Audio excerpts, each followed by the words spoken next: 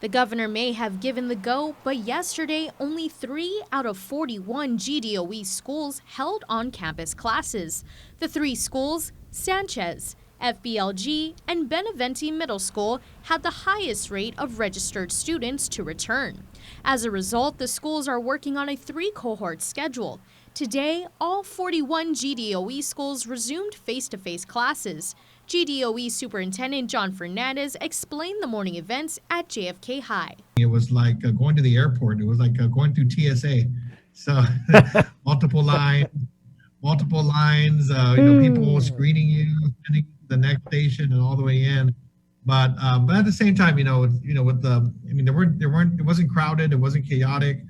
And so I felt that the teachers and staff were comfortable in being able to handle the influx of students. According to Fernandez, schools are starting to build wait lists for parents that initially chose online learning, but have since changed their minds about allowing their children to return to campus. We're going to try to stabilize our operations over these first couple of weeks, and then we can determine how to proceed with those wait lists.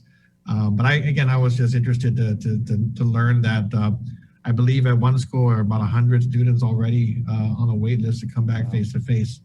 He says schools may begin to accommodate more arrivals of students within the next 2 to 3 weeks, but for the time being wants teachers and staff to feel comfortable with the process and protocols in place.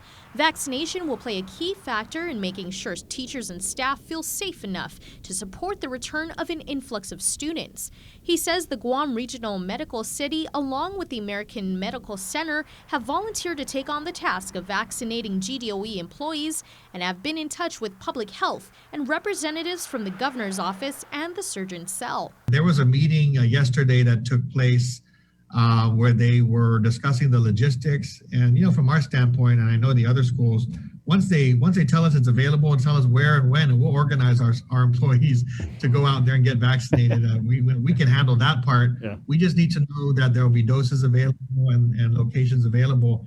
A decision has yet to be made or finalized, but he says once the vaccination committee gives the green light, they'll be moving forward in employee vaccinations.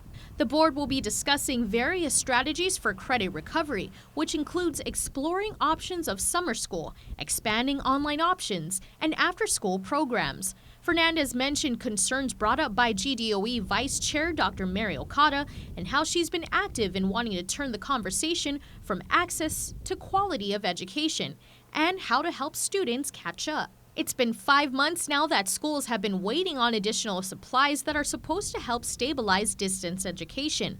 According to Fernandez, it's still going through the procurement process. They were waiting for the bids to come in, and I think that's another week to allow the bidders to submit their proposals or their bids for the service. And then once we get to that selection process, we can announce it. After meeting with Lieutenant Governor Josh Tenorio, a second round of funding can be expected with similar purposes as the first round of CARES Act funds. In addition, he says there is a possibility of receiving another COVID relief package along with a third wave of educational funds. Reporting for Guam's News Network, I'm Tyler Matanani.